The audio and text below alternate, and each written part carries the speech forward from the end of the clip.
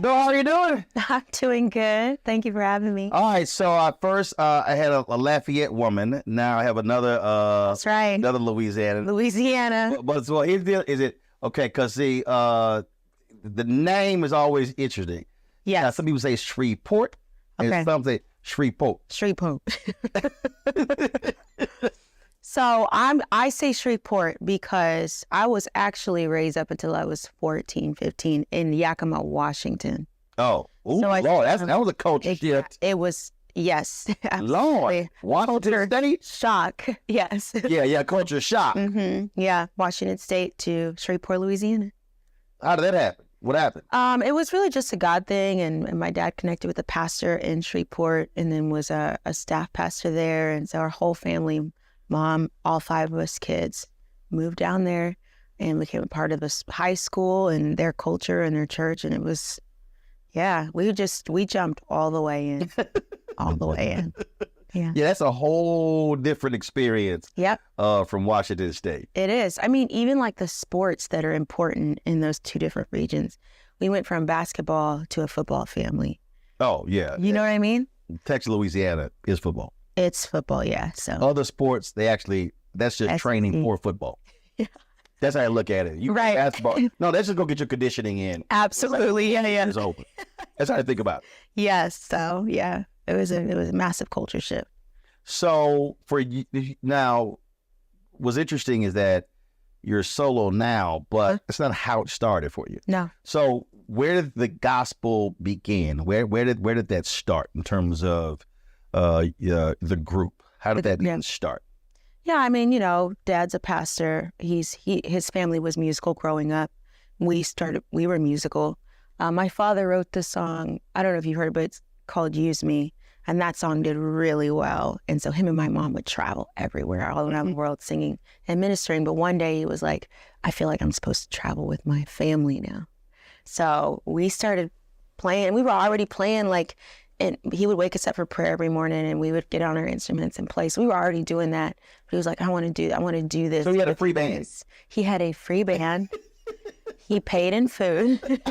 and had a warm place to sleep. There you go. Yeah. There you go. Yeah, so that's how we did it, and now what instrument did you play? I play keys and guitar. Okay. Yeah. And the microphone. I play the microphone too. Yeah. So yeah, everybody played. I mean, even my sister, when she got married, her husband was a part of the group because he played. So it was a family affair. Yeah, like a mini Winans. Like yes. You come into the family, you gonna play a scene. I want to say thank you for that, because I would rather them say that than, is your dad Joe Jackson? Are you guys like the You know what I'm saying? I like that comparison. Yeah. Well, again, because it's interesting. Look, you married to that family. Come on. Get to work. Get to work.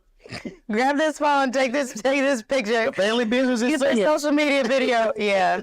So that's what it is. So y'all begin the tour as a family, and then when did it become y'all a group? Immediately it was like that. And actually it really was like, even moving to Shreveport was a series of divine appointments, because the pastor introduced us to this guy who needed the ministry of a family, and we benefited from our connection with him because he became our manager. And it was just this beautiful exchange. When you say he needs the ministry of a family, what does that mean? He had just gone through some tough things in life, and just seeing a family operate was ministry to him. And it just was beautiful to him. And he, so he was like, people have to see you guys doing your thing. Well, most people, what was interesting about that is that most people don't realize that real pastors don't count members. Yeah. They count families, because individuals are transient. They come and go. But typically when a family joins a church, they're there. They're investing. And typically we have multiple generations. So they grow up there, they get married there, they have kids there. And so a lot of preachers focus on, I have X number of families. Yeah. I mean, church. Multi generations is like a sign of a healthy church too. Everybody's represented there and everybody gets along. that's a big deal. So we had that there at that church. And so Jeffrey Benmer became our manager. He introduced us to Tommy Sims, who produced our first record. And then we pitched that record to EMI Gospel at the time, which is now Motown Gospel. And we got signed, and it did very well. And then you decided, you know what? I want to do my own thing. And then we did another album that didn't do so well. And then we got dropped, and we kept singing. And then I was youth pastoring and just doing whatever. And then I decided I'm ready. How was that? What was that process? Because obviously, when you are, again, you mentioned earlier, Joe Jackson. When Michael decides to lead the Jackson 5 to become a solo artist, there are other examples of that as well. I mean, it's a whole different dynamic because you're used to operating and moving as a group. Yeah, I think I put obligations on myself because I was one of the main lead singers and writers along with my dad. Everybody wrote, and I think I took on the weight of I have to take care of my family. I imagine being in your 20s carrying that or thinking our album didn't do that well because of me or whatever. Just ways that I believe the enemy wants to keep you in bondage however he can from moving forward. So that was a year's worth of a process of realizing that I also had even a skewed vision of, fearing missing God's will. And it was just all so wrong because when I finally said, hey, I'm moving to Dallas to go do what's in my heart at 29 years old, they were all just like, we've been waiting on you. You know what I mean? So you're wrestling with all this stuff internally. They're like, and it's a lot. Time. Right. You know what I'm saying? And you're probably going, why y'all didn't say nothing? I think they tried to say, but that voice is just so loud of obligation, So anyways, I had 3 college degrees, but I was like, I'm not going to Dallas to get a job and ask for permission to leave work to do what's in my heart. So I got my Uber license, and I was like, if this doesn't work out, I could do this. I mean, Uber and Lyft, they're like you own your own business, your own little, Right. Yeah. So, but I honestly only had to drive twice in the 2 years of being in Dallas to pay my rent because my friends knew I led worship. I grew up with people who ended up pastoring big churches and doing these big conferences. And they were like, can you come? And it just was like one thing after the other, word of mouth, getting on, doing cycles with Jonathan, getting on Israel Houghton's album, who was a hero of mine, and and then doing something with Maverick. And honestly, it was like God created the perfect storm around my yes, around my willingness to jump and watch these wings that I made for you work. See, I think for a lot of people, when people ask me all the time, they'll ask, how did this happen? And what most people don't realize is that if you ask any successful, especially an entrepreneur, somebody who actually did their own thing, they had to have absolute faith, not only in God, but in themselves. Yeah. And that's the thing. There are some people who have faith in God, but they actually don't have faith in themselves to actually pull the trigger. Yep. And you said absolute faith. And to me, that speaks volumes because that means there's nothing happening around me that is tangibly saying, this is going to happen for you. No. But absolute faith in myself and God. And that's what that season was. And it was so scary. But I had a friend say to me, if you don't do what's in your heart, I feel like you're going to be the man in the Bible with one talent. Because you had a skewed vision of how God sees you and how the Father operates with his children. There's also patience. I think, a lot of people talk about that verse. Yeah. But then I have to take people to Habakkuk. Okay. Where it says, write the vision down, make it plain, then wait. Yeah. And that's the other thing. Yes. So I remember God laid out, you're going to be doing all of these things in media. July 2000. I'm like, all right, let's go. He's like, no. I'm like, hold on, what you mean? I'm ready to roll. No, I have to move some people into position who right now are not in position. Yeah. And as I look back on that, some of those people it took a decade for them to be put in position. Yes. And that's, I think, also hard for people. Yes. The waiting part. Yes. Because sometimes it comes fast, but then sometimes it doesn't. Yeah. So here's why the yes period is so scary, is because you have been obedient and saying no for 10 years.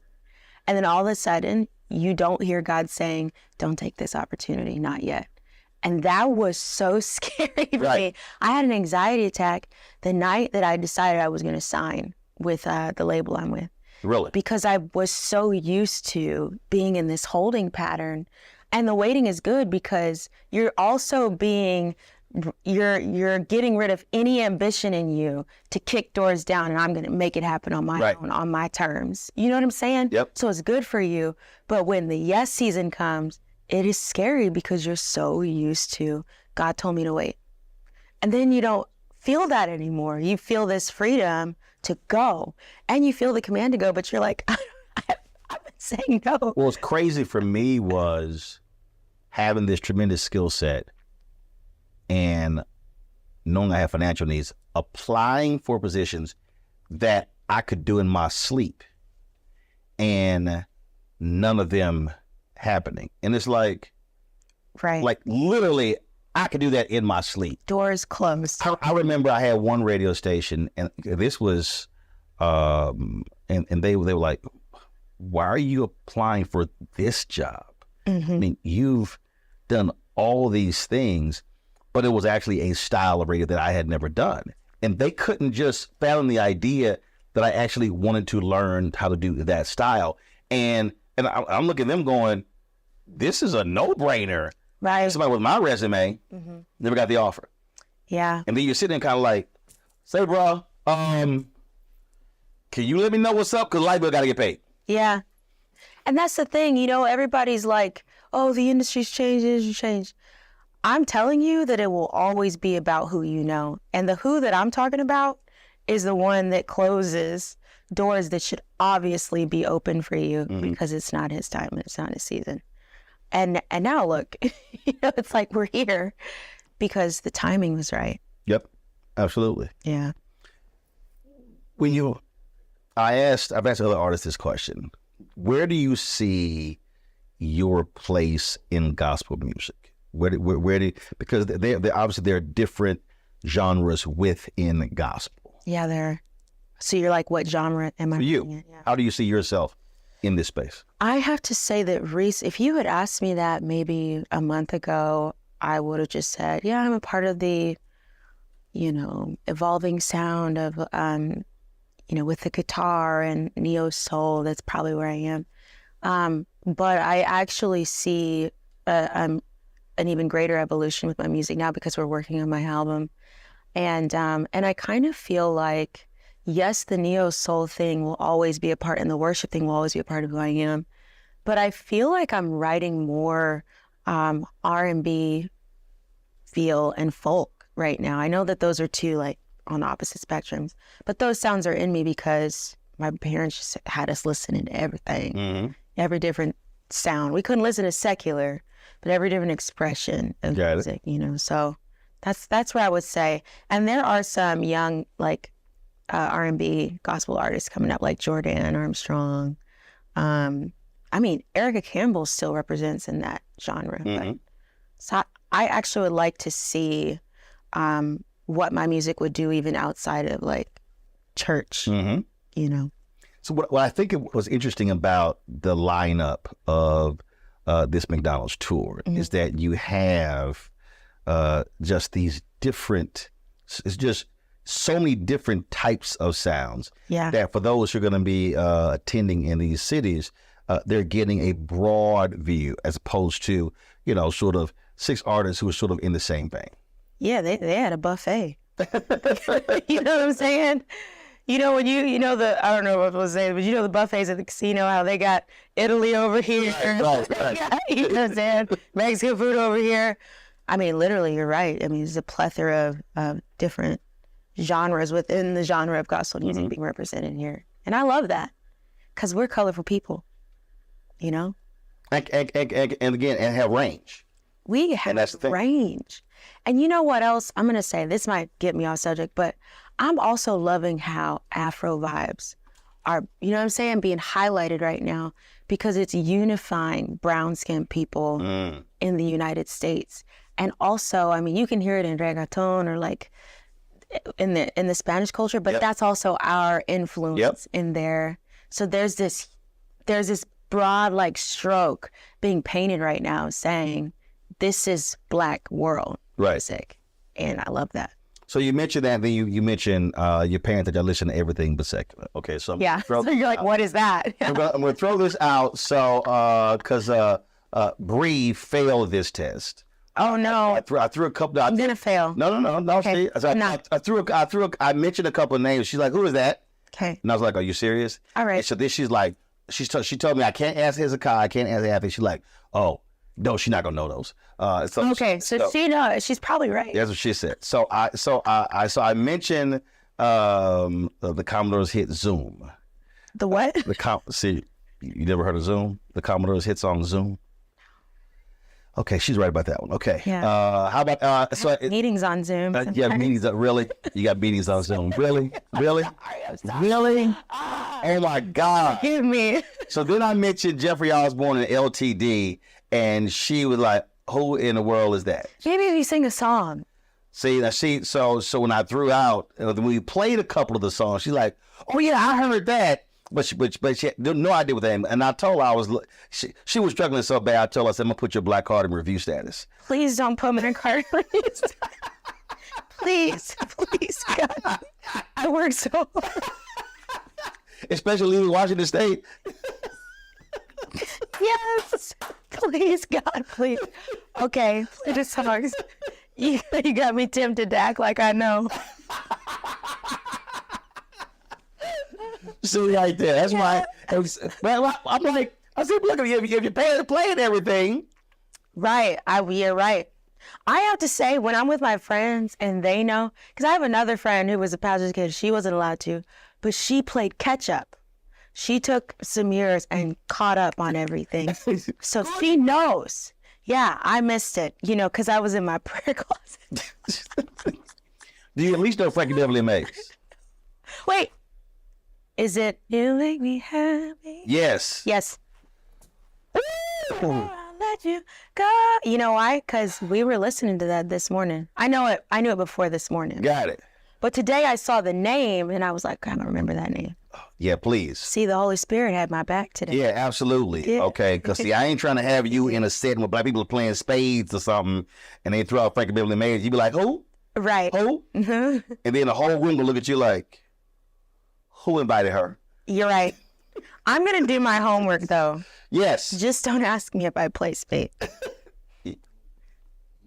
Excuse me. You don't.